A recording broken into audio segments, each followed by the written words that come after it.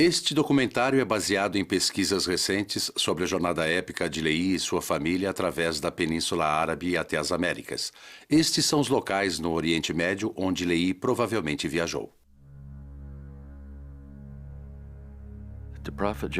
O profeta Joseph Smith disse uma vez a seus colegas: se você viver até o próximo século, será testemunha das inumeráveis evidências do Livro de Mormon. Jornada de fé.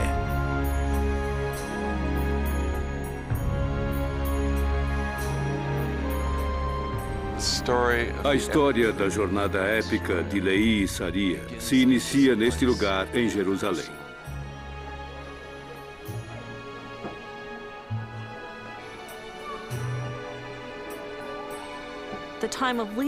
Na época de Lehi, Jerusalém era uma simples colina rodeada por uma muralha levantada por Davi e Salomão.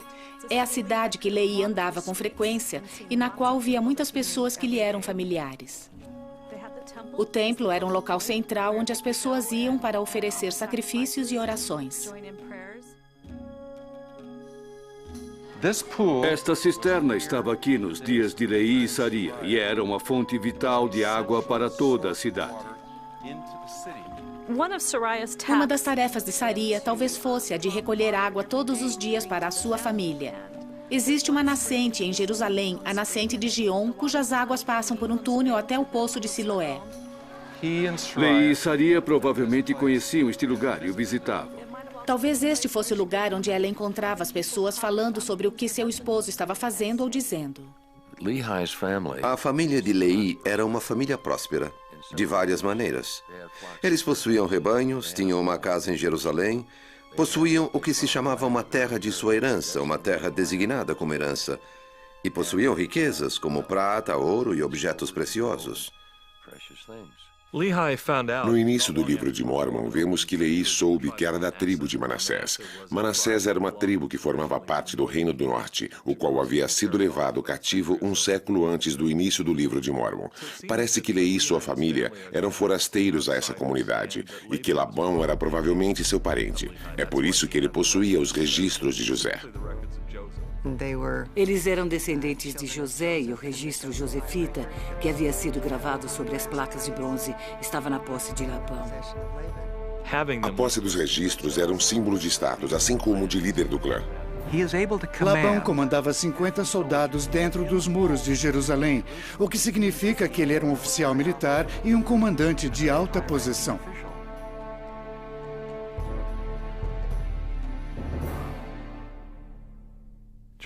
Na época de Lehi, Jerusalém estava passando por um período de muita dificuldade. Embora Jerusalém não fosse poderosa no tamanho e em termos de poder político e força militar, era uma cidade de grande importância em termos de assuntos internacionais. O reino de Judá se encontrava no meio de uma disputa política entre não apenas 2, mas 3 impérios. Egito no sudoeste, o Império da Babilônia em pleno apogeu e o Império da Assíria, que estava enfraquecendo. Assim, havia grupos e facções em Jerusalém que acreditavam que a segurança dependia de sua submissão aos egípcios. Outros acreditavam que deveriam unir-se com Babilônia e outros desejavam afiliar-se com os assírios. O problema político fundamental da Judéia era o de um país pequeno encurralado por superpotências que estavam em guerra entre si e que usavam esse país como campo de batalha. Então você tem essas diferentes facções lutando por uma posição. Jerusalém estava encurralada e era difícil para eles determinar com quem deveriam formar uma aliança. Era uma situação instável, caótica e incerta. Judá estava ameaçada e consciente disso. Só não sabia como reagir. E se eles não tomassem a decisão correta, estariam se arriscando a serem destruídos. E claro, eles tomaram a decisão errada e foram destruídos. Durante a época de Lehi, havia vários profetas que estavam ministrando ao mesmo tempo. Entre os contemporâneos de Lehi estavam Sofonias, Naum, Abacuque e o mais conhecido e famoso de todos, Jeremias. Existe uma razão para acreditar que Lehi poderia ter conhecido Jeremias pessoalmente. Todo o ministério de Jeremias foi na mesma cidade na qual Lehi ministrou também. Juntamente com os profetas contemporâneos estavam os jovens que viviam ali antes de serem levados cativos para a Babilônia. Entre eles estavam Daniel e Ezequiel, os quais haviam crescido até sua adolescência nesse local e na idade adulta passaram a viver longe de Jerusalém, na Babilônia. Gostaria de pensar que o jovem Daniel e o jovem Ezequiel conheciam a Nefe. A cidade de Jerusalém era um lugar pequeno com aproximadamente 25 mil pessoas. A imagem que temos da sociedade de Jerusalém nas vésperas da destruição de Judá é a de idolatria. Este é um dos temas mais falados por Jeremias. O povo adorava muitas outras coisas além do único Deus verdadeiro de Israel. Durante os dias de Leí, ocorreram muitas mudanças ideológicas. Acredito que uma delas foi a tendência de algumas pessoas de colocar a lei acima de profecias e de seguir o Espírito. Observamos que Jeremias também tinha a esperança de que as pessoas escrevessem um novo convênio em seus corações. Eles se apegavam à parte externa da lei, faziam seus sacrifícios, observavam o dia do Senhor e faziam todas as coisas que eram fáceis de ver. A imoralidade existia em abundância e parece que tanto Jeremias como Leí eram contra e repreendiam as pessoas que não viviam os mandamentos. Eles simplesmente não cumpriam a lei de Moisés. Também existia a injustiça social em Judá, com uma arrogante classe privilegiada anexada de muitas maneiras ao Egito. Nesse sentido, é importante notar que Leí possuía claramente tais vínculos com o Egito. Sua família pertencia a esse tipo de alta sociedade. Era um homem de posses, possuía a educação adequada, porém a diferença dos outros de sua classe social é a sua rejeição à dependência do Egito. É muito interessante. Eles ignoravam as viúvas, órfãos e oprimiam os pobres. Eles não compartilhavam seus bens com os pobres. Pensavam mais em suas riquezas que em seu Deus e não viviam o espírito da lei. As profecias de Leí consistiam de dois componentes importantes. Um, de que a cidade seria destruída se as pessoas não se arrependessem. Dois, com relação ao Messias. Ambas as partes de sua mensagem deixavam o povo zangado. Leí dizia que não havia esperança. O Senhor não iria interceder por eles. Caso se arrependessem, talvez pudessem ser salvos. Porém, eles diziam, de que temos que nos arrepender? Esse também era o argumento de seus filhos, Lamã e Lemuel, os quais pareciam representar a opinião da classe alta de Jerusalém, que dizia, sabemos que eles são um povo justo. As pessoas de Jerusalém são boas. Jerusalém não vai ser destruída. Dentro do contexto geral das proximidades do Antigo Oriente, Jerusalém era muito vulnerável.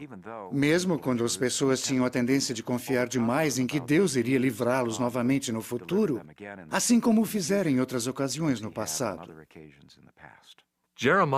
Jeremias dizia, vocês chegaram a um ponto em que nem o arrependimento vai adiantar, a não ser que seja drástico. O Senhor os abandonou, e vocês confiam na proteção física do templo. Porém, o Senhor os abandonou, e vai permitir que sejam castigados. Leí foi chamado em 597 a.C. e começou a pregar no primeiro ano do reinado de Zedequias. As pessoas ficaram contra ele. Finalmente, a pressão e as ameaças contra sua vida eram tão duras que o Senhor pediu que partisse. No final, Leí só tinha uma saída. Ele não podia ir ao norte ou ao leste, onde estava a Babilônia. Ao oeste estava o Mediterrâneo e ao sudeste estava o Egito, o qual não havia dado um bom resultado ao profeta Urias, que havia fugido para o Egito antes de ser extraditado de volta a Jerusalém e executado por profetizar contra seus habitantes da mesma maneira como fizera Leí. A única saída era o sul, rumo à Arábia.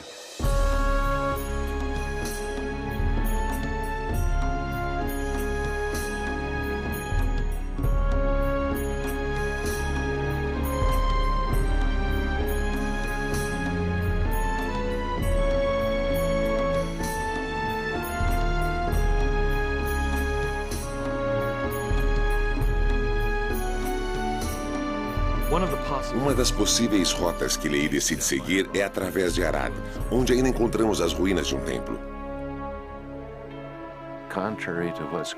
Ao contrário do que os eruditos têm dito por anos, que o único templo, o único lugar onde estas ofertas eram aceitáveis, se encontrava em Jerusalém. Agora sabemos que havia templos em outros lugares. Este era um santuário que foi usado na cidade de Arad, comissionado primeiramente nos dias de Salomão. E na minha frente se encontra o pátio externo. Atrás de mim está o lugar santo, e atrás dele o Santo dos Santos, acompanhado de 2 altares do incenso. Muitas pessoas se surpreendem pelo fato de que Nefe edificou um templo ao chegar ao Novo Mundo, dizendo que nenhum judeu devoto edificaria um templo fora de Jerusalém. De fato, judeus devotos edificaram templos fora de Jerusalém, e possivelmente Leí e seu grupo passaram por esses locais.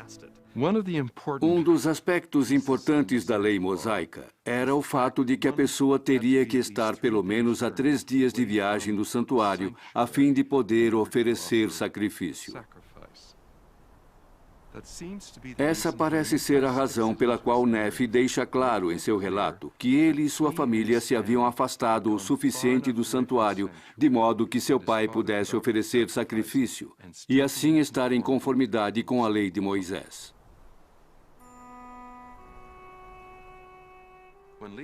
Quando Leí e Saria viajavam em direção ao sul, eles passaram pelas minas de Timna. Com o tempo, Nefe e os outros membros do grupo passariam por esse lugar pelo menos 5 vezes.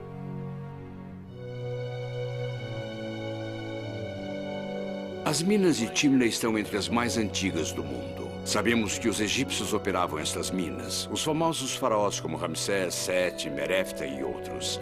Essas minas também eram operadas pelo reino de Israel, de maneira que eram conhecidas como as minas do rei Salomão. Estas minas haviam estado em operação no mínimo por 1000 anos antes da época de Leí. As minas de Timna eram importantes e indicavam que havia atividade metalúrgica. Eram de grande importância na antiga Israel.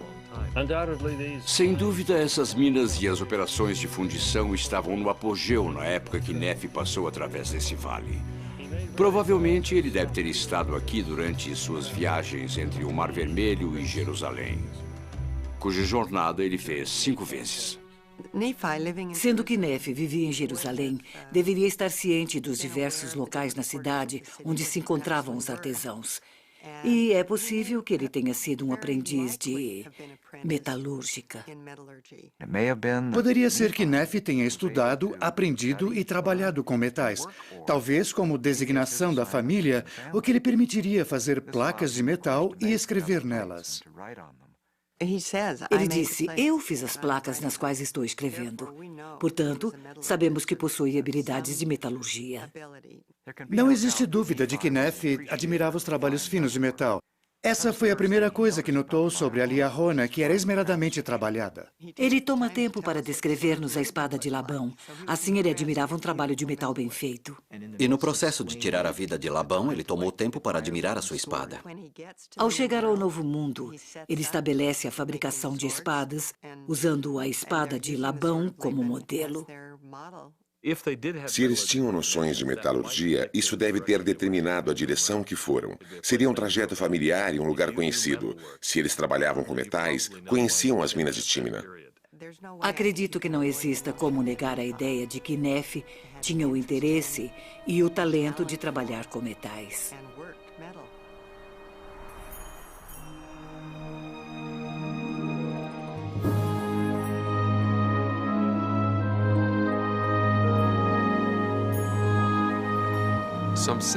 A uns 120 quilômetros ao sul de Aqaba, a 3 dias de viagem a pé da cidade, tem um vale ou um desfiladeiro profundo que corta as montanhas de granito que correm ao largo do Golfo de Aqaba. E nesse lugar tem um vale cujas paredes possuem uma altura de mais de 600 metros.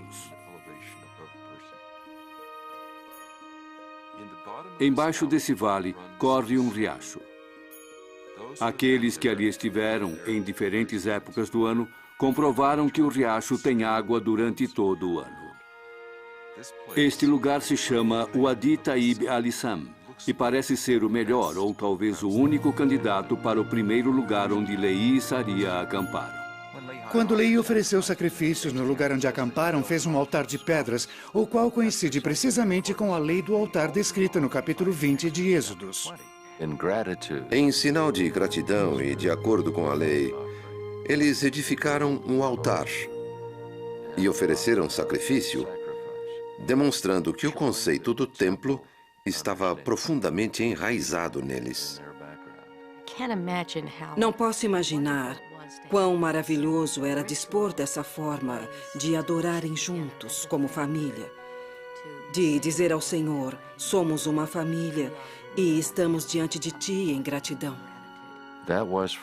Para eles, esta era a expressão mais eloquente de gratidão por haverem sido protegidos e abençoados por Deus.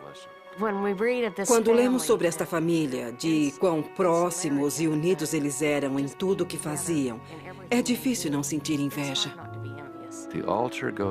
O altar é uma tradição que vem desde o começo do Pentateuco.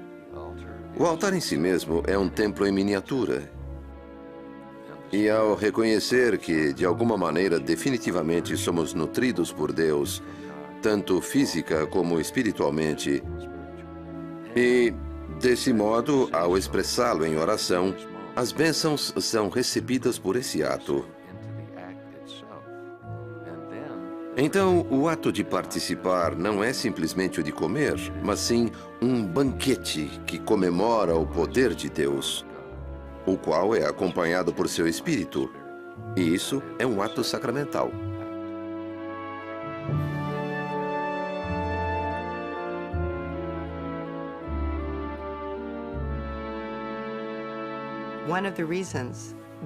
Uma das razões pelas quais Nefe e seus irmãos retornam pelas placas de bronze é para ter um registro escrito. E sabem que não podem ensinar um idioma a seus filhos sem que tenham um registro escrito. Lehi não é somente um profeta desse povo. Ele mora com eles, ele é seu patriarca, ele é seu pai. E eles se reúnem, adoram juntos, oferecem sacrifícios juntos. Eles estudam as placas de bronze juntos. Uma das partes mais emocionantes do livro de Mormon é quando as placas de bronze são entregues a Lehi. Ele as abre e começa a ler. Lehi é a imagem do que as placas de bronze ensinavam sobre os antigos e sobre a família escolhida de Abraão. E esse é o papel de Lehi como patriarca. Ele se emociona quando toma conhecimento de que pode ler sua genealogia ali. Ele pode ler sobre seus antepassados. E, claro, esse era um registro dos Josefitas, porque, afinal de contas, ele era um descendente de José. Devemos sair da Babilônia, ou seja, da confusão, da escuridão e até da idolatria, e deixar para trás qualquer vestígio dela, abandonando-a literalmente. Isso combina com o simbolismo de renascimento, e era isso que estava acontecendo com a família de Lehi e Saria.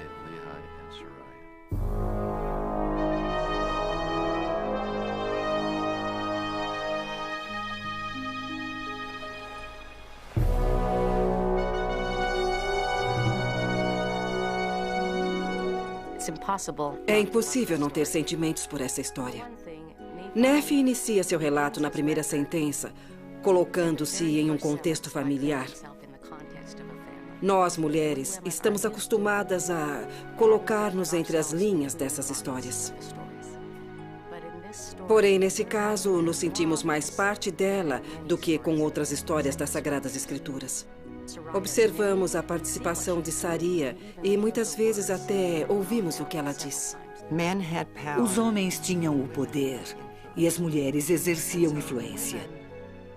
É possível que as mulheres não expressassem o que sentiam ou o que pensavam em público. Porém, em privado, seus esposos as ouviam. O papel da mulher era essencial. Ela deveria saber como preparar a comida durante a viagem, e isso não era nada fácil. Nefe saía para caçar, porém elas tinham que estar preparadas para cozinhar aquilo que ele pudesse trazer. Elas deveriam gerenciar todos os detalhes domésticos.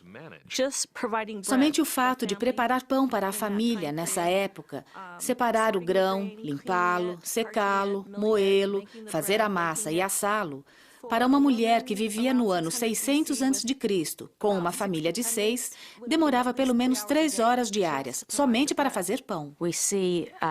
Vemos uma estrutura familiar fácil de reconhecer por meio de nossas próprias vidas, a qual nos faz estremecer. Todos nós somos como a família de Leí. Existem tensões em nossos lares e todos têm dificuldades sobre decidir quem será o responsável e quais são os objetivos da família. Isso está bem claro no livro de Mórmon. É realmente uma família. Vemos a rivalidade e a tensão entre irmãos e podemos imaginar o que isso provoca em uma mãe. Penso que muitas vezes ela devia atuar como mediadora entre seu esposo visionário e seus filhos, muitas vezes agindo com rebeldia. Imagino que no momento que Leí falou-lhe sobre o que o Senhor o havia instruído a fazer, ela antecipou o que isso provocaria em sua família. A dinâmica dessa família é muito interessante. Vemos a lealdade entre os filhos mais velhos, Lamã e Lemuel, que parecem estar mais aliados à classe alta de Judá do que com seu próprio pai, a quem veem como um traidor dessa classe. Porém, é também um microcosmo da Judéia como um todo. Podemos perceber nela certas atitudes com respeito às profecias, ao Senhor, às Escrituras, aos templos, etc. Quando eles saíram de Jerusalém, deixaram para trás sua herança. Lamã, por ser o filho primogênito, deveria receber por direito o dobro da porção se tivessem ficado. Não achavam que seria sábio deixar suas posses, que Jerusalém seria destruída ou que houvesse um lugar melhor para ir. Observamos outra característica nas famílias do Oriente Médio, a lealdade ao pai. Lamã e Lemuel não queriam empreender essa jornada. Mesmo quando repreendidos ou recebendo aparições angelicais, eles resistiam à ideia de partir. Vemos que Leí era uma pessoa muito rica, que vivia nos arredores de Jerusalém, que tinha 2 filhos mimados, que haviam crescido na opulência e que aguardavam ansiosos pelo dia em que pudessem herdar toda essa fortuna. E mesmo assim seguiram a seu pai porque a lealdade é absoluta na cultura do Oriente Médio. Contudo, eles descarregaram toda a sua animosidade pelo seu pai em seu irmão Nefe.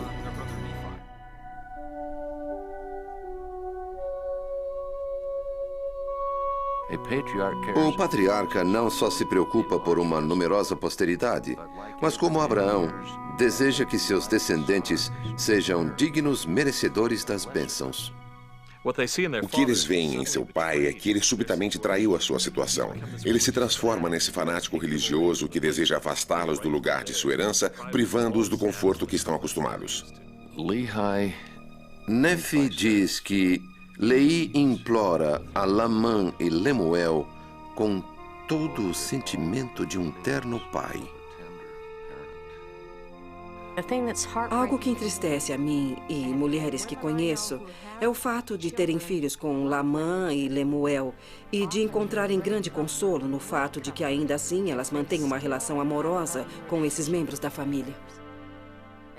Elas dizem que, embora eles abandonassem a fé, ainda assim nos amamos e passamos bons momentos juntos. Isso é um conforto para a mulher. Mas no caso de Saria, isso não aconteceu e isso me causa muita pena.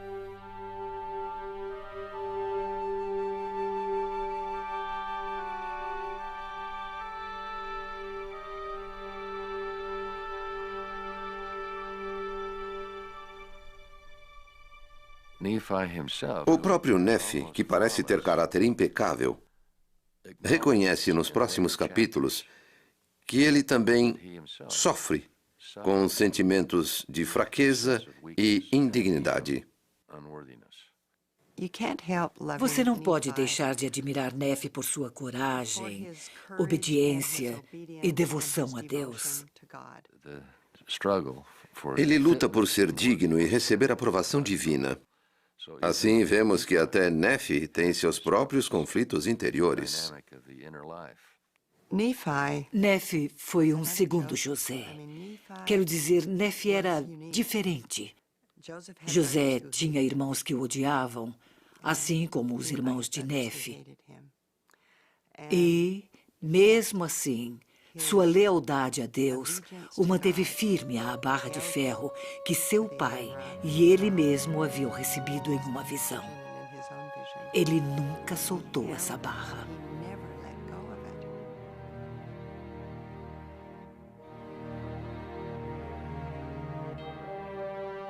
O livro de Mormon começa com uma família, mais precisamente com Lehi e Saria.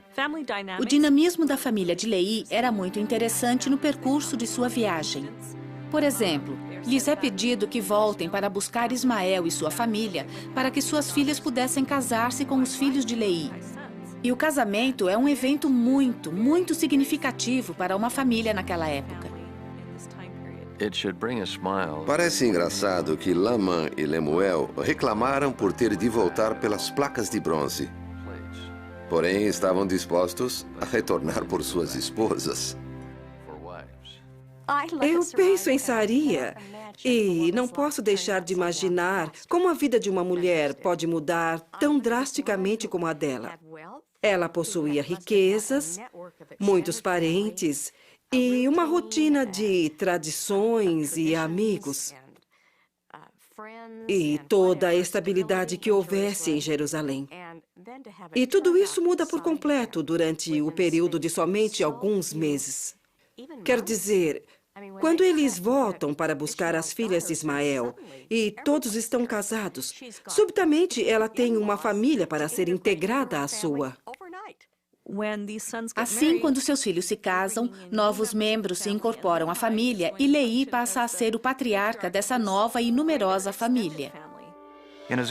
Em Ezequiel 16, Deus usa o convênio do casamento como uma analogia do relacionamento que criou entre ele e a casa de Israel. Ao analisar essa analogia, podemos ver certos elementos desse sagrado convênio do casamento e como era praticado na antiga Israel. O casamento envolve uma promessa e um convênio, um lavamento com água, unção com azeite, vestir-se com roupas de linho delicadamente bordadas e uma coroa colocada na cabeça da noiva. O grupo de Lehi havia mostrado sua fidelidade aos mandamentos do Senhor. Agora estavam todos juntos, as duas famílias reunidas, prontas para iniciar sua jornada, dependendo um dos outros para sua sobrevivência. Com a ajuda do Senhor, através da liahona, ou pequeno compasso, eles partiram. Nefe relata que eles atravessaram o rio Lamã, o qual se torna uma linha divisória simbólica, sendo que nunca retornariam a seu lar em Jerusalém. Durante os dias de Lehi e Saria, o comércio de incenso já era próspero. Quando Lehi saiu de Jerusalém, parece ter seguido o caminho inverso da rota do incenso. Se nossa conclusão estiver correta de que Lehi seguiu a rota do incenso no sentido sul, às margens do Mar Vermelho, e ele sabia exatamente aonde ir, então ele tinha obtido este conhecimento por experiência própria ou por contato com os mercadores do sul da Arábia ou de outras partes da região. O nome Lehi é bastante comum no sul da Arábia. De fato, um grande número de reis possui o nome de Lehi Atar. Assim sendo, existem algumas indicações no próprio nome que ele já havia tido contatos anteriores com a área. Devido às várias possibilidades disponíveis de obter água e outros recursos, Lehi poderia ter viajado naquela área, porém não necessariamente na mesma rota usada pelos outros. Parece que Lehi estava de alguma forma familiarizado com a cultura local para poder realizar essa viagem. No caminho da rota do incenso havia um oásis, onde havia água. Eles não poderiam ter viajado sem água. O deserto estava repleto de ossos de pessoas que não puderam achar o próximo poço de água e era necessário seguir a rota. Mas o caminho não estava claramente marcado. Eles tinham apenas uma ideia geral. As viagens na Arábia dependem grandemente da disponibilidade de água. Sem ela, a pessoa morre. Portanto, era necessário seguir as rotas onde os mananciais de água estavam disponíveis. Havia necessidade de procurar por um poço ou um pequeno riacho para poder abastecer-se de água. Era uma questão de vida ou morte.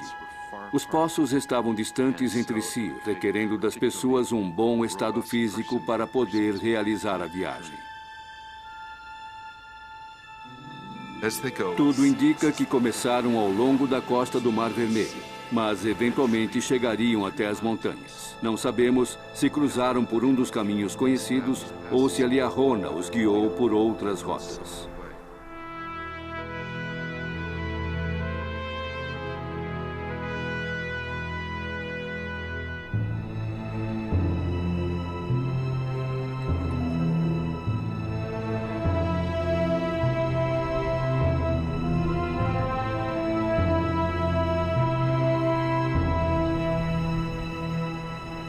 O ideal seria que cada família possuísse sua tenda. E à medida que os filhos se casassem, eles teriam a sua própria. Na época de Lehi, as tendas eram feitas provavelmente da mesma maneira como na época de Abraão, de pelos de cabra.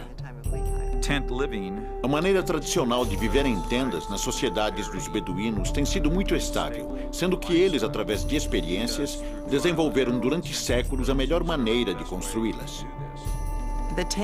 As tendas mencionadas por Nefe, quando ele diz, e meu pai habitava em uma tenda, devem ter sido semelhantes àquelas usadas atualmente pelos beduínos. As maneiras como eles confeccionavam as tendas era muito interessante. Geralmente eles teciam pelos de camelo e de ovelha, formando longos painéis que depois eram unidos para formar as tendas. À medida que a jornada progredia, as mulheres teciam nesses pequenos teares, criando essas longas faixas de tecido que depois eram unidas e amarradas para construir novas tendas.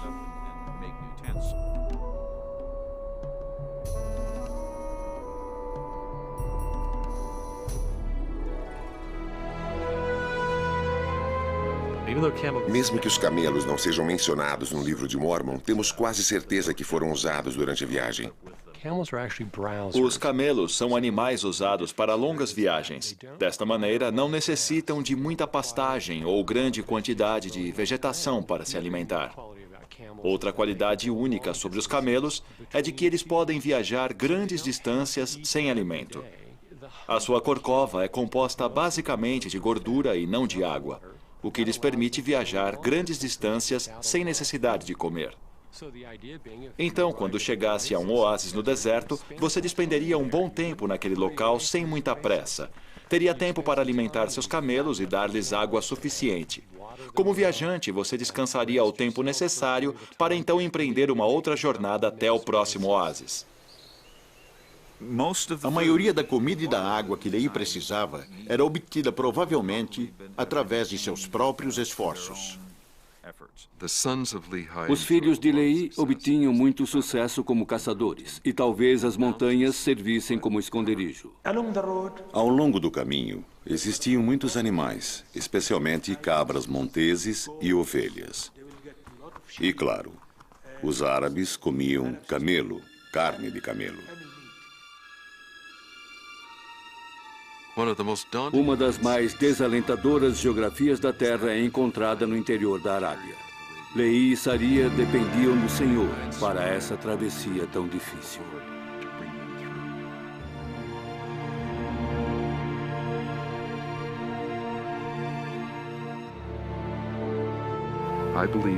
Acredito que devem ter levado cerca de um ano para ir desde seu primeiro acampamento até Naom, porque é ali que Nefe menciona o nascimento dos primeiros filhos.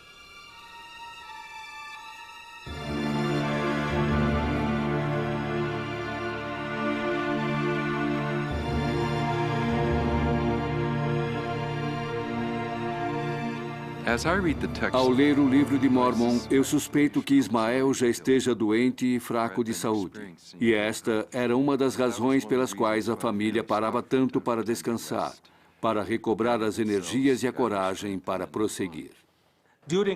Suponho que durante as viagens para comercializar incenso, muitas pessoas morriam devido aos rigores da jornada, que definitivamente não era nada fácil.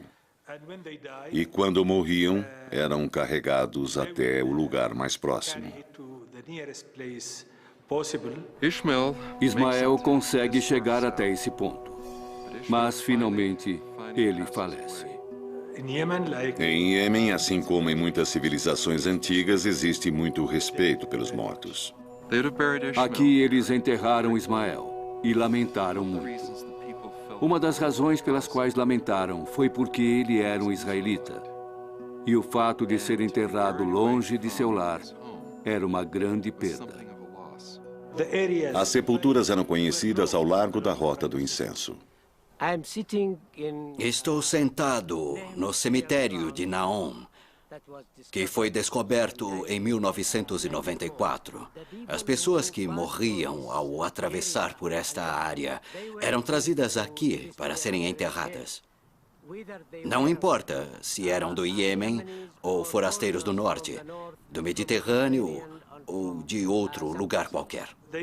As sepulturas são como pequenos montículos ou montes. E este lugar de sepultamento pertence à tribo de Naom.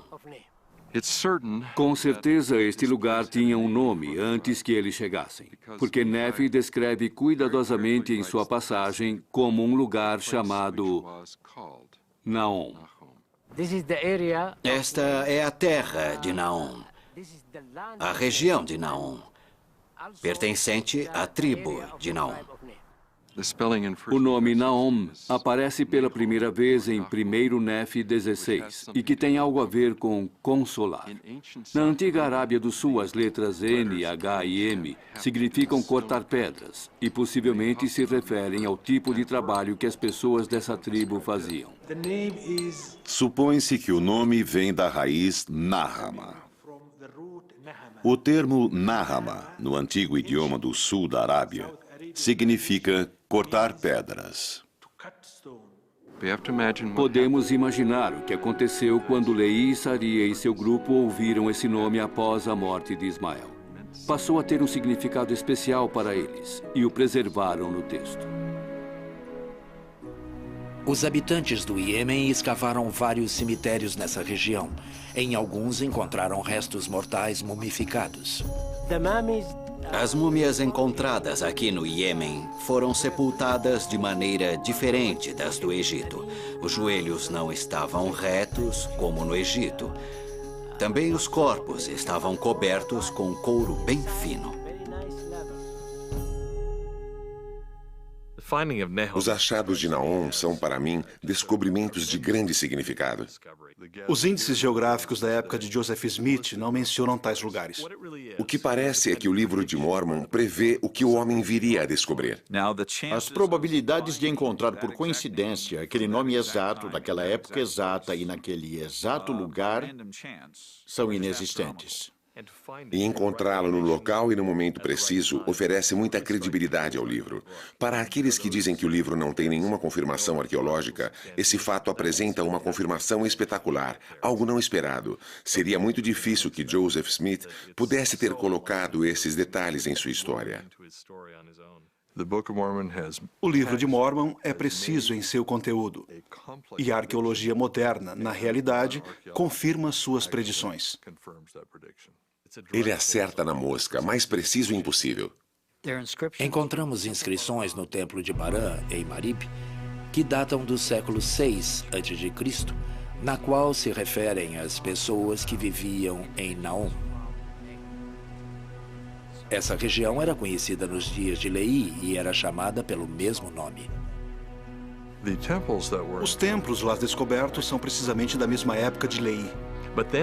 Mas quando foram encontrados altares com referência a Naom, datados de 600 a.C., foi algo espetacular. Foram descobertas também certas ruínas ou remanescentes, incluindo 3 altares, todos contendo a inscrição Naom. Não se poderia pedir uma prova mais exata. O nome fora usado no local e época precisa em que o grupo de Leí talvez tenha passado. As testemunhas nos relatam que Joseph nem mesmo sabia que a cidade de Jerusalém era cercada por muralhas. Se ele não sabia que havia muralhas ao redor de Jerusalém, ele certamente não sabia que existia um lugar chamado Naom, no Iêmen. A ideia que Joseph Smith, por exemplo, era profundo conhecedor da geografia e costumes do deserto da Arábia pré-islâmica parece ridícula e simplesmente fora da realidade. Podemos perguntar, como poderia Joseph Smith ter conhecimento de Naom?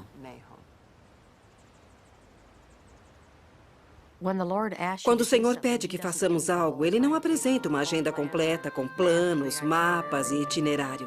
E sim, um passo de cada vez. Quando as filhas de Ismael choraram pela morte de seu pai e o sepultaram em Naom, o fizeram em uma terra desconhecida.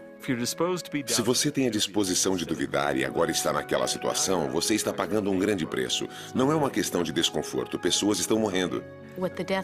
Com a morte de Ismael, se apresentaram novas situações que eles deveriam enfrentar. Eles poderiam murmurar, reclamar e depois planejar tirar a vida de alguém. Ou, por outro lado, buscar o Senhor por conforto e consolo. Mas sempre existem opções e as pessoas têm a liberdade de decidir como reagir. E depois disso, foi-lhes pedido que enterrassem a seu pai e continuassem a jornada. Algo muito triste.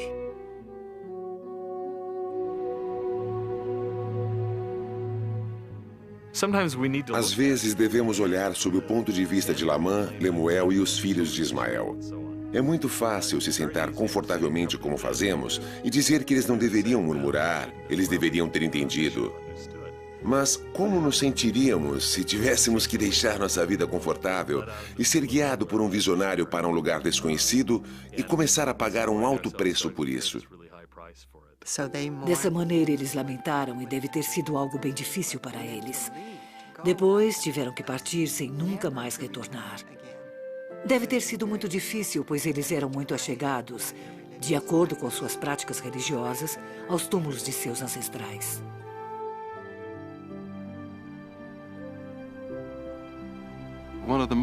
Uma das observações geográficas mais interessantes feitas por Neff no seu relato da viagem por essa parte do mundo tem a ver com o nome Naom, mas também com o fato de virarem para o leste.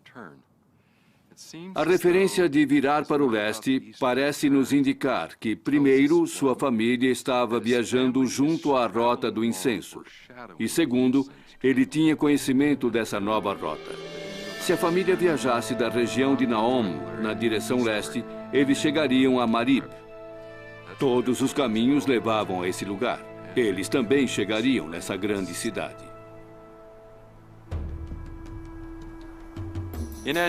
Na antiguidade, Marib foi uma das cidades mais importantes do mundo e uma das escalas na legendária Rota do Incenso. Marib foi também a sede de um dos templos mais famosos conhecido do Antigo Mundo, chamado Maram Bilquis, nomeado em honra à famosa rainha de Sabá.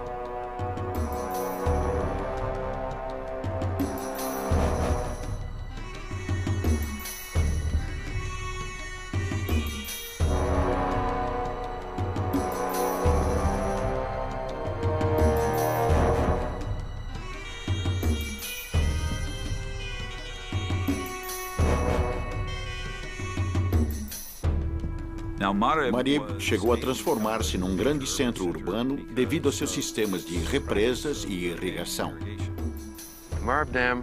A represa de Marib é um dos monumentos mais famosos do mundo. Algumas pessoas pensaram ser a 8ª maravilha do mundo. Sua natureza verdejante abastecia a população local, tornando-se uma parada importante para todo o tráfego naquela parte do mundo. A pergunta é se Lehi teria passado por Marib, o qual era um centro urbano muito importante naquela época. É interessante porque o relato no livro de Mormon não faz tal indicação. Já que estavam tão longe de Jerusalém, eles pensaram que estariam seguros da situação política de Jerusalém. Eles não teriam medo de se misturar com as pessoas daquele lugar. De fato, essa seria uma boa ideia.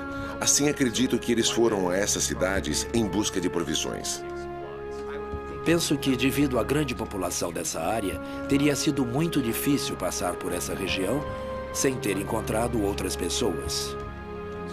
Acredito que eles devem ter encontrado algumas pessoas que viviam em Marib. O que Lehi e Saria teriam encontrado ao passarem por aqui? Talvez a represa ainda não estivesse completamente terminada, e talvez o suficiente para que essa área de Marib fosse verdejante, semelhante ao sonho de Lehi, no qual ele se encontra num campo com a árvore.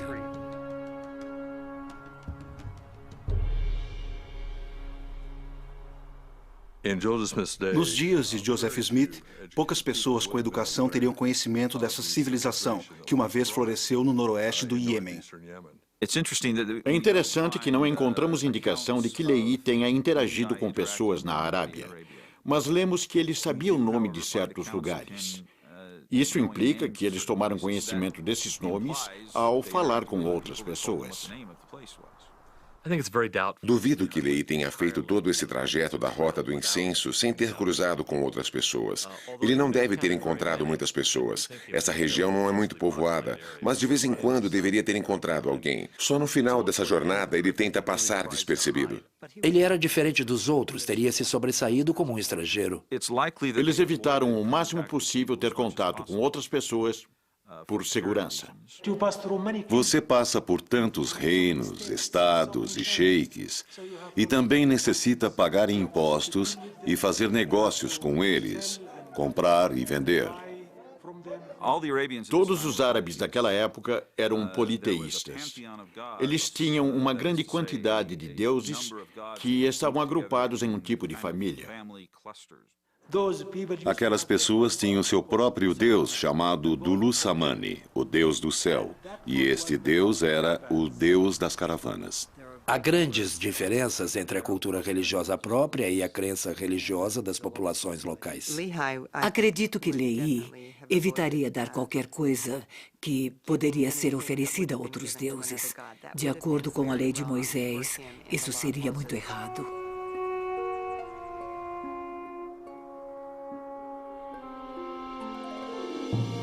Quando a família deixa a área de Marib, eles poderiam ir diretamente na direção leste. Mas seria muito árduo ir tão longe sem água. Acredito que eles foram para o sul na direção de Timna. Este é o portão da cidade de Timna. Aqui está o templo de Timna, dos habitantes de Timna, conhecido como Templo do Deus Am. Timna foi a capital do reino de Catabanian. Esse era o lugar principal onde paravam as caravanas que vinham do leste. Existiam leis que governavam a entrada na cidade, e essas leis estavam escritas nas laterais da entrada à cidade. Será que Lehi e Saria, juntamente com seu grupo, passaram por essa área? Acredito que esse é o único local em que poderiam ter vindo para obter água, o elemento-chave dessa jornada.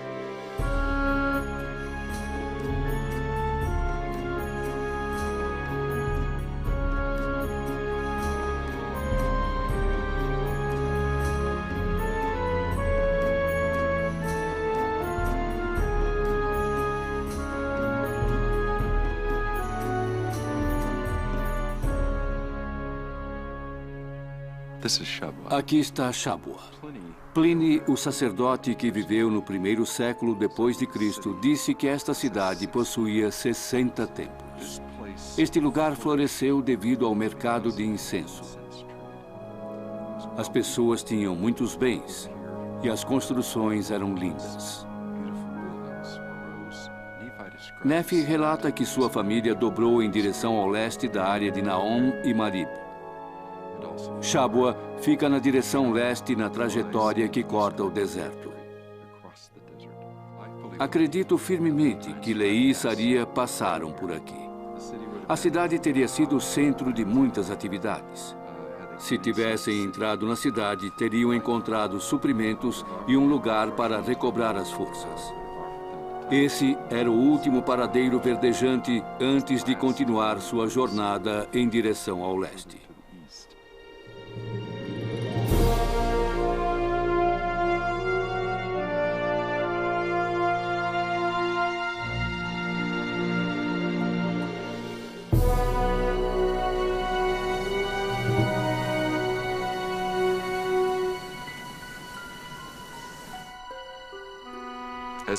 Ao saírem de Shabwa, eles também deixam para trás a segurança. A cidade oferecia certo raio de proteção, mas no momento em que estavam além daquele raio, eles estavam em território inexplorado. Essa parece ter sido a pior parte da jornada. Não sei quais eram as condições para as mães darem à luz, mas deve ter sido bem mais fácil do que fazê-lo no meio do deserto. Nefi menciona como as mulheres eram corajosas e maravilhosas, como podiam amamentar os seus bebês, como podiam caminhar com energia sem nunca murmurar. Isso não parece normal, visto que estavam entrando na parte mais difícil da jornada. Nefi paga tributo em homenagem a essas mulheres tão corajosas. Quando eles mencionam que as suas mulheres foram fortalecidas, eu penso, graças aos céus, elas poderiam ter morrido. Mal posso imaginar esse tipo de vida. Essas mulheres que foram levadas ao deserto, algumas já mães, entre elas Saria, tinham que conceber, dar à luz, carregar seus filhos nos braços e no ventre. Tudo isso sob altas temperaturas do calor do deserto. Toda pessoa que viajou com um grupo de crianças sabe que o trabalho multiplica. Leva mais tempo para realizar qualquer tarefa. Toda vez que Lamã e Lemuel fazem algo errado, dizemos, eles não eram boas pessoas.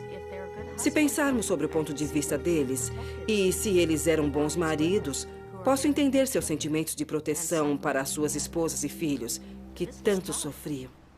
É muito difícil.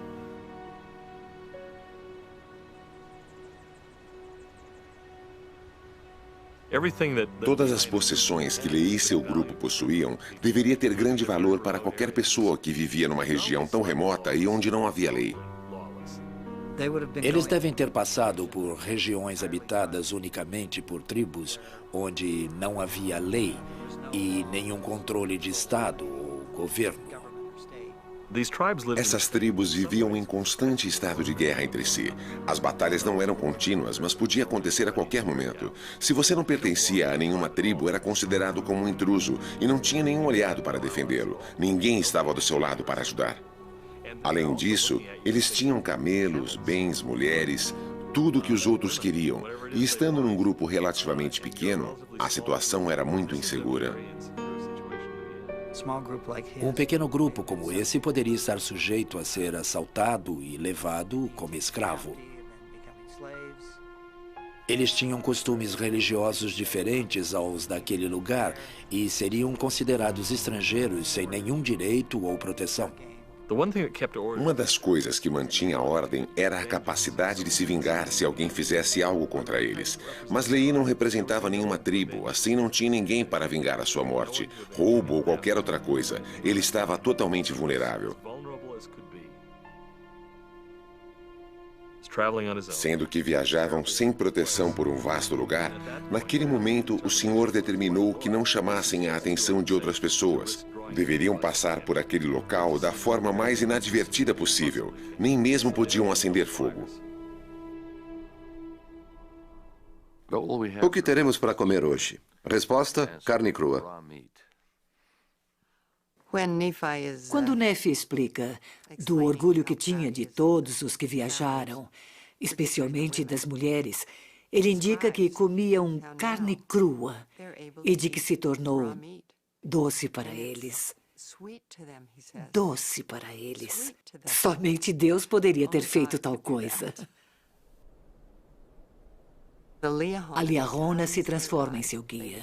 Eles deixaram a rota do incenso e entraram numa área conhecida como a Área Desolada. Eles entram numa região na qual qualquer pessoa em seu juízo perfeito não se atreveria a entrar. O deserto da Arábia é um lugar inóspito, no qual ninguém poderia sobreviver sem água por mais de 4 ou 5 horas.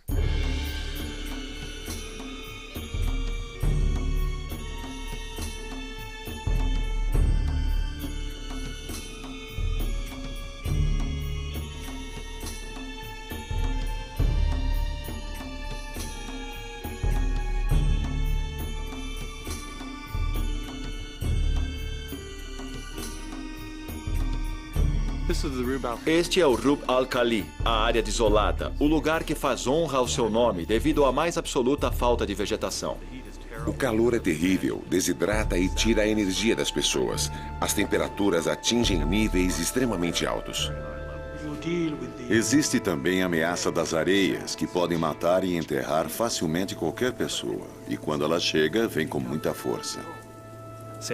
As tempestades de areia não são coisas passageiras, são realmente terríveis. Não posso imaginar nada que pudesse ser mais estressante do que proteger-me usando um camelo, com o rosto coberto, esperando que a tempestade passasse.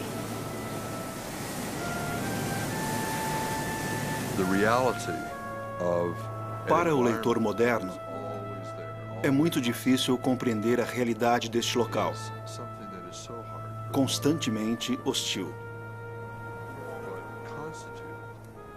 Esta era uma dura realidade que Neff e sua família tiveram que enfrentar, dia após dia. A jornada, em vez de tornar-se mais fácil, pelo contrário, ficava cada vez mais difícil.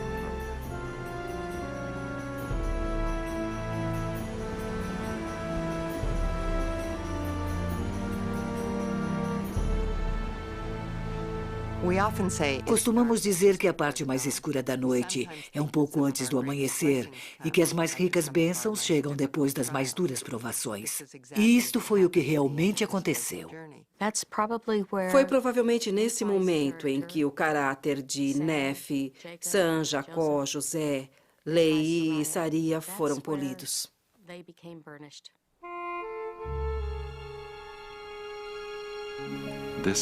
O cruzamento deste deserto infernal foi acompanhado por muitas aflições. Creio que este foi o lugar que colocou em prova a determinação de sua alma de estar ou não ao lado do Senhor. Alguns dos membros da família tiveram que engolir seu orgulho e seguir avante, mas outros não puderam ou não quiseram, e para eles deve ter sido muito difícil. Ninguém pode culpá-los, pois ao passar por este lugar não viram outra coisa a não ser um calor abrasador, areia, moscas e escorpiões.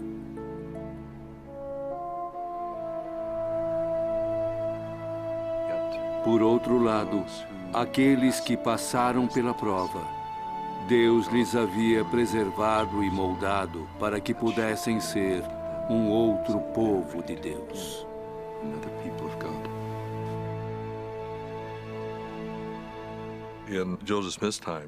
Na época de Joseph Smith, o mundo acadêmico da Europa e América acreditava que a Península Árabe era um grande deserto que se estendia de um mar a outro. Deveria ter sido difícil para que Joseph descrevesse as rotas de viagem, especialmente os lugares férteis, como a Terra da Abundância, o qual era completamente desconhecido. Encontrar tais lugares como aqueles descritos no livro de Mormon é realmente fantástico. Nesta fotografia da Arábia tirada de um satélite, vemos uma pequena faixa verde de vegetação. Esta é a região de Dhofar, no Omã. Ela está quase que exatamente ao leste de Naom. Dentro desta ilha verdejante, na costa sul da Arábia, encontra-se a Terra da Abundância.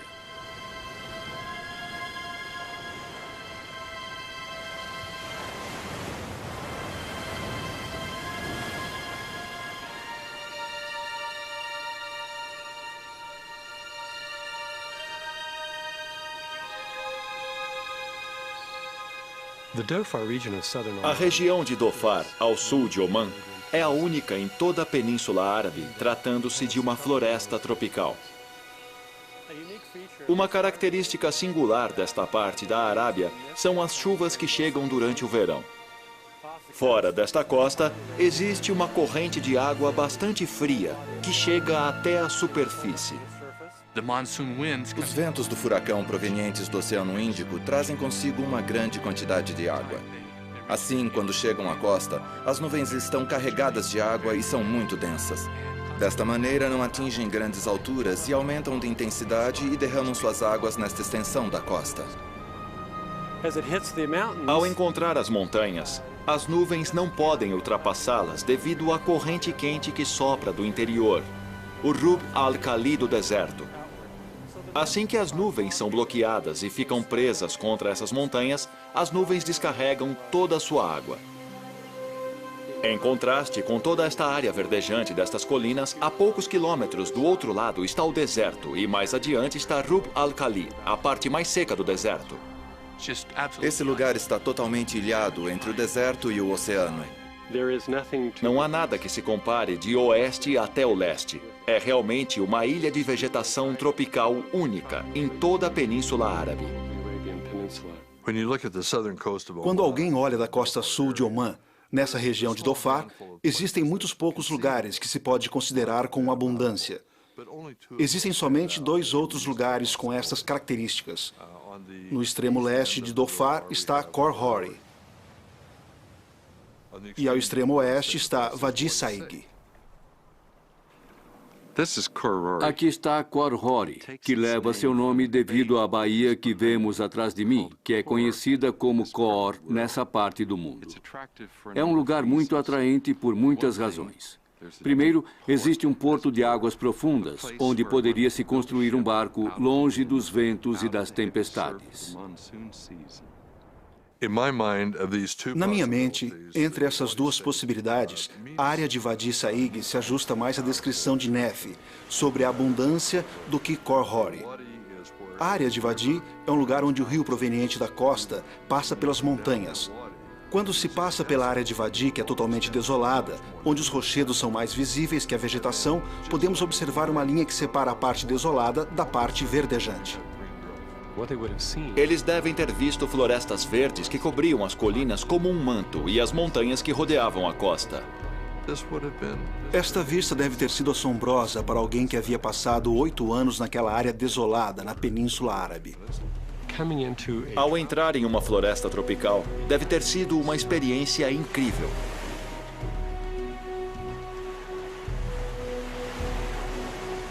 Nefi descreve esta área como abundância, pela grande quantidade de frutas e mel.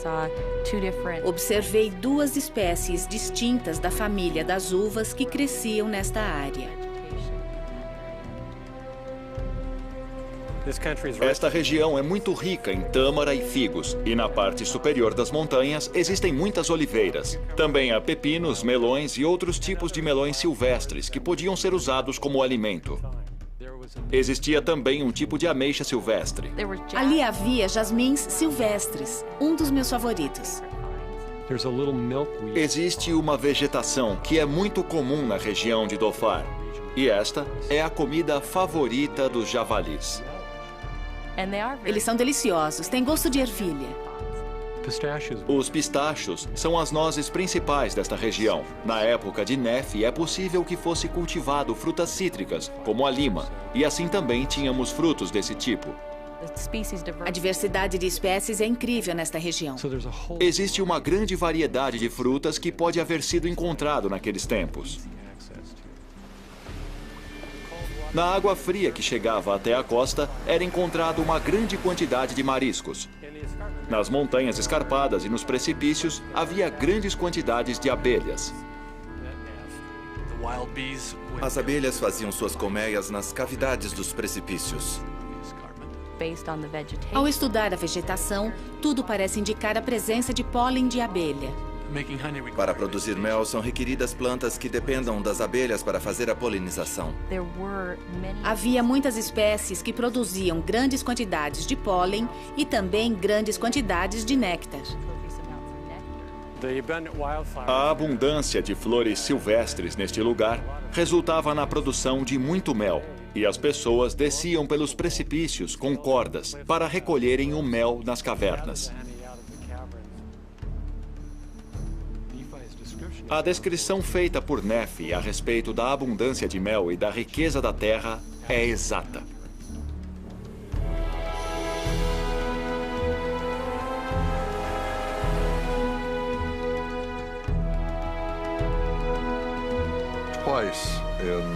Duas vezes no capítulo 17, Nefi menciona esse monte aonde ele vai para orar.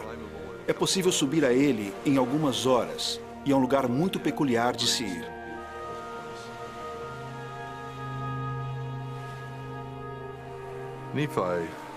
Nefi nos conta das dificuldades que ele tinha com seus irmãos maiores, indicando que eles tentaram matá-lo e lançá-lo ao mar. Ali, seguramente, havia rochedos e uma corrente forte que fazia dele um lugar propício para matar alguém. Esses precipícios medem aproximadamente uns 70 metros e são habitáveis na parte superior. Assim, poderia ter sido o lugar onde Nefi e seus irmãos discutiram.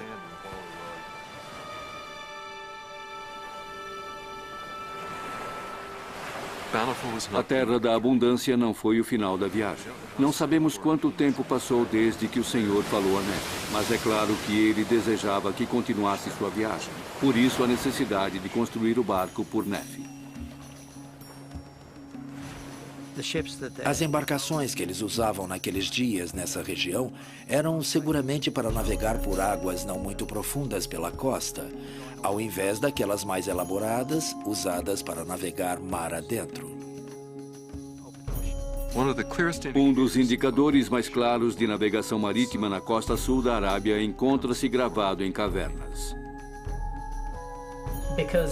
Não acreditamos que os escritos antigos e os desenhos em embarcações tenham mais que 2.500 anos. Essas imagens foram pintadas aqui há 2.500 anos. Devemos recordar que nos tempos de Nefi, a maior parte do comércio era realizada pelo mar.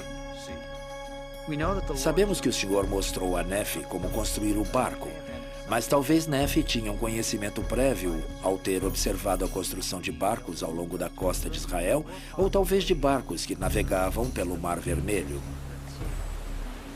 Talvez Nefi viu o tipo de embarcações que eram usados, mas obviamente construiu um barco diferente. Devemos reconhecer que Nefi tinha algum conhecimento sobre a construção de barcos. Ele deve ter visto a construção de barcos em suas viagens. Sempre me chamou a atenção a declaração de Nefi que não construiu seu barco à maneira dos homens. Ele deve ter visto a construção de embarcações. O barco, desde o ponto de vista tecnológico, era o mais avançado que o homem poderia construir nessa época ou em qualquer outra época ao longo da história. Deve ter sido um grande empreendimento para Nefi.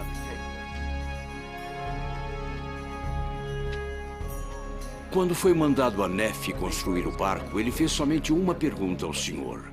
Onde posso encontrar os metais para fabricar as ferramentas para executar o trabalho? Não existem depósitos consideráveis de metal na região de Dhofar, em Omã. Não há nada documentado sobre a existência de cobre ou outros minerais ao longo da costa sul da Arábia. Nefi deve ter recebido direção divina para saber onde encontrá-los. Existem somente 2 lugares ao longo da costa onde se pode encontrar um pouco de ferro. Esta área onde estamos e outra pequena em Wadi Saig. Parece que Nefi sabia o que fazer com o mineral assim que ele o encontrou. Encontramos veios de ferro brotando na superfície da terra e através das rochas. Assim, não deve ter sido muito difícil para extraí-lo. Este depósito tem a particularidade de vir de uma grande profundidade e estar exposto à superfície. O mais interessante é que na sua composição se pode achar uma mistura muito suave de ferro com um pouco de água e também um pouco de carbonato de ferro. É interessante porque, ao encontrar esses 2 elementos na mesma rocha, se obtém um metal muito mais fácil de fundir. Perto da superfície, o carbonato de ferro forma óxido de ferro, sendo este o mineral mais desejado. Nunca encontrei em nenhuma parte do mundo um mineral de ferro como este. O Senhor fez todo o possível para que fosse fácil de usá-lo. A única coisa que tiveram que fazer foi extraí-lo com as mãos e utilizá-lo. Este mineral é muito concentrado, sendo não apenas fácil para Nefi encontrá-lo e extraí-lo, como também deve ter sido muito simples usá-lo na fabricação de ferramentas. Em apenas alguns minutos, se poderia juntar o mineral necessário para fabricar muitas ferramentas. A fabricação de ferramentas de ferro simplesmente requeria o aquecimento e depois forjá-lo com um martelo para dar o formato desejado. Ao chegar ao Novo Mundo, Neff se refere aos diversos tipos de metais que existiam em grande quantidade. É óbvio que estava muito interessado na geologia, metalurgia e na fabricação. Parecia ser muito habilidoso. Os ferreiros do Velho Oeste norte-americano faziam o mesmo que fez Neff. Ficou assombrado que existiram esses 2 depósitos de minerais na Terra da Abundância, informação que Joseph não teria como saber.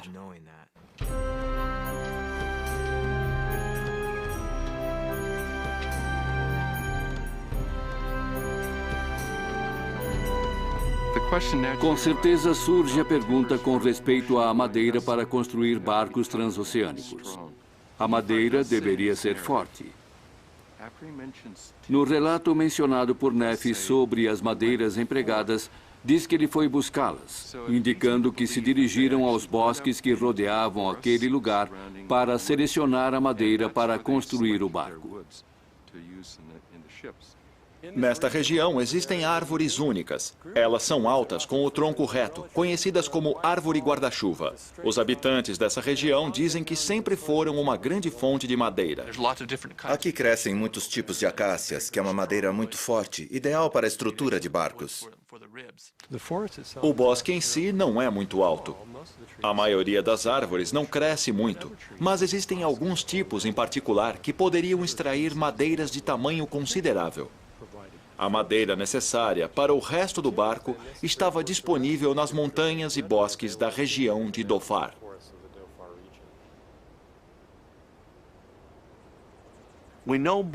Sabemos mais sobre como não era o barco de Neff do que como ele era, pois ele menciona que não foi feito à maneira do homem. O que significa isso? Queria dizer ele com essa declaração que não copiar a forma de construir barcos do Egito, Grécia ou Arábia? Existe uma indicação muito clara no capítulo 17 de 1º Nefe, no qual recebeu uma visão do seu barco. Claro que Nefe tinha a vantagem de haver recebido as instruções do Senhor, com certeza o desenho geral, e talvez suas técnicas de construção.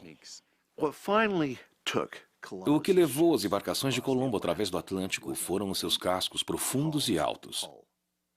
O casco profundo e alto requeria que fosse construído primeiro o esqueleto, o que não era feito nos tempos de Nefe.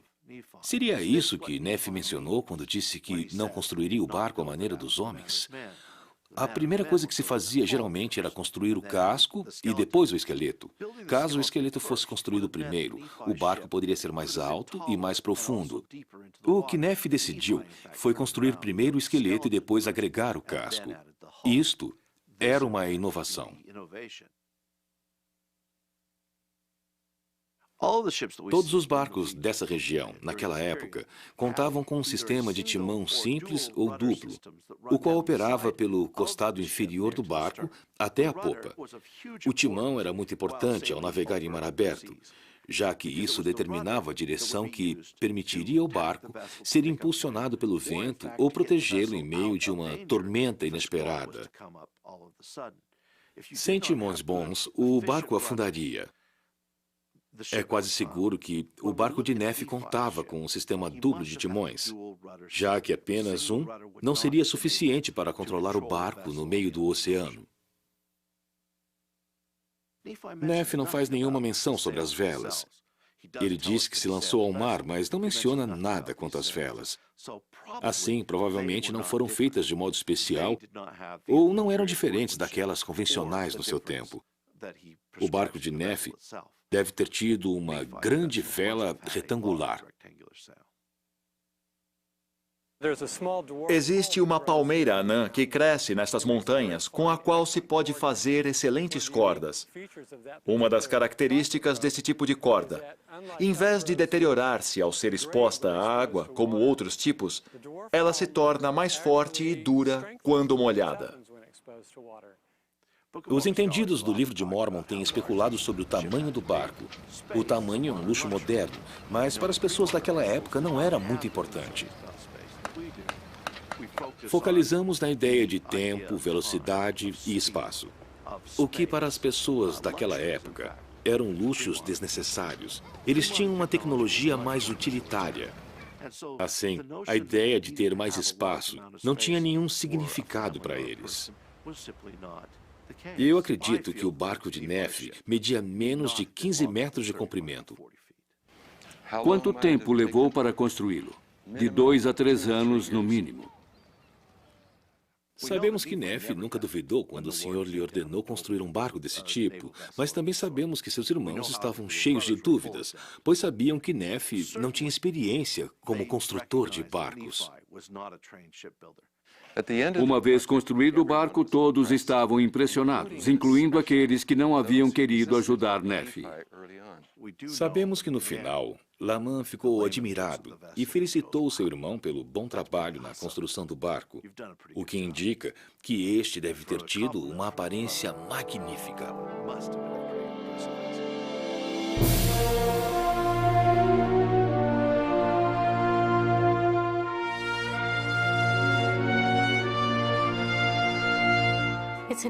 É muito interessante observar a transição de Lehi, o profeta, a Neff, o profeta, pois parece ter sido muito tranquilo. Não vemos que haja uma transferência de modo formal. A personalidade tão magnífica de Neff permitiu não prestar atenção aos comentários negativos de seus irmãos, que questionavam com sarcasmo: "Você construir um barco?" Ele simplesmente segue adiante com seu trabalho. Neff é um personagem incrível. Cada vez que ele enfrenta um obstáculo, parece crescer em estatura moral. A forma como sobrepõe os desafios é quase milagrosa.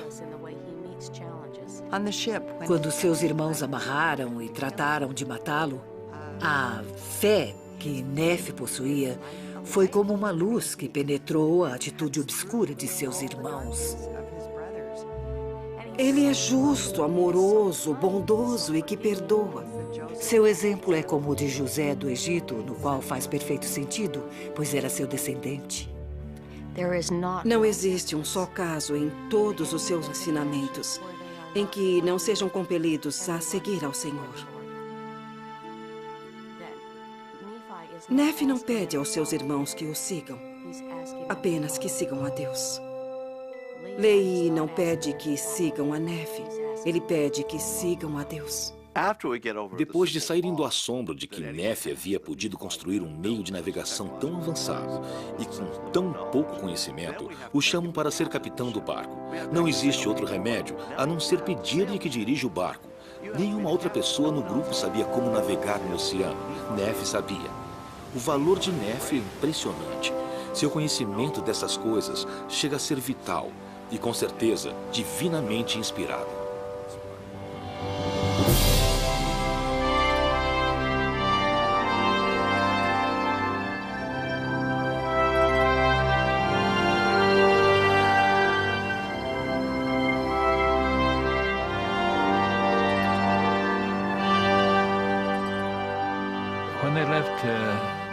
Quando eles deixaram a Península Árabe, a terra da abundância, se tivessem seguido o curso de outros navegantes árabes, teriam ido diretamente ao leste pelo Oceano Índico, no meio da estação dos temporais, com os ventos em direção à Península Índica.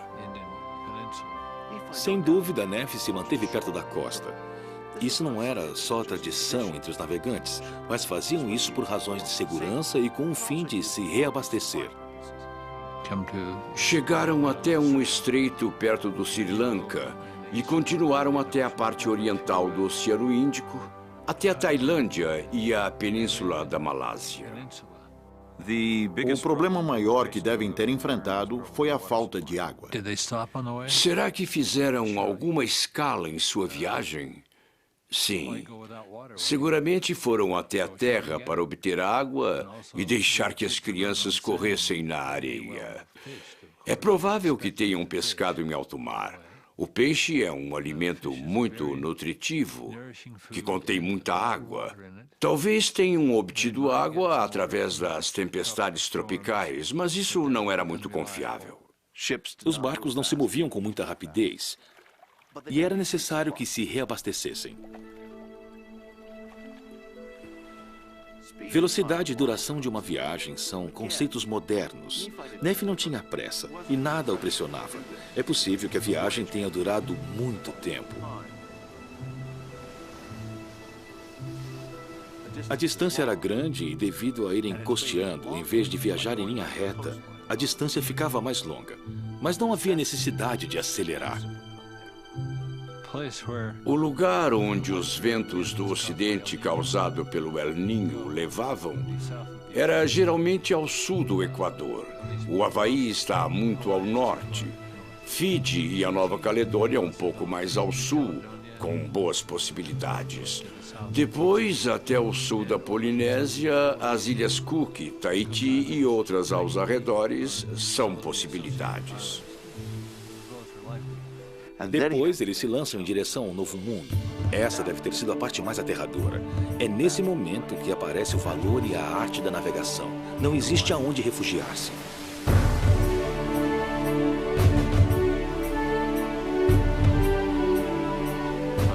Considero que devem ter chegado à costa do que é hoje a Guatemala, ou talvez El Salvador.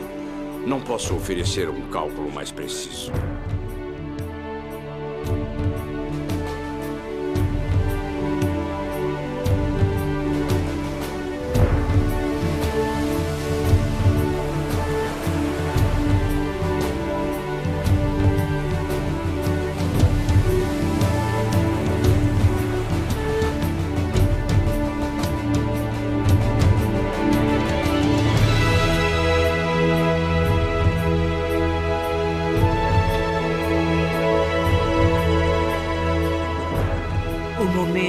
Chegada deve ter sido indescritível. Sabiam que podiam edificar templos e que podiam se estabelecer neste lugar e viver a lei de Moisés muito melhor do que as pessoas do Antigo Testamento jamais chegaram a fazê-lo. Ali poderiam receber o Salvador do mundo. Todos nós que possuímos o livro de Mormon estamos endividados com Lehi, Saria e sua posteridade.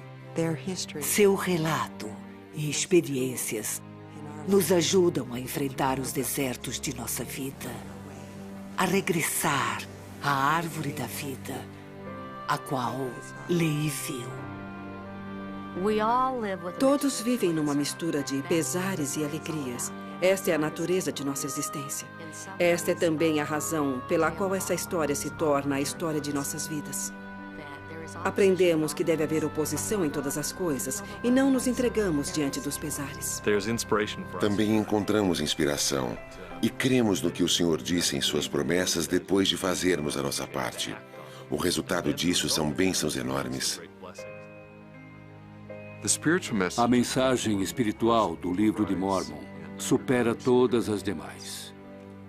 Esse é o enfoque central e se baseia no Cristo ressuscitado. O Senhor é a força que rege a totalidade deste registro.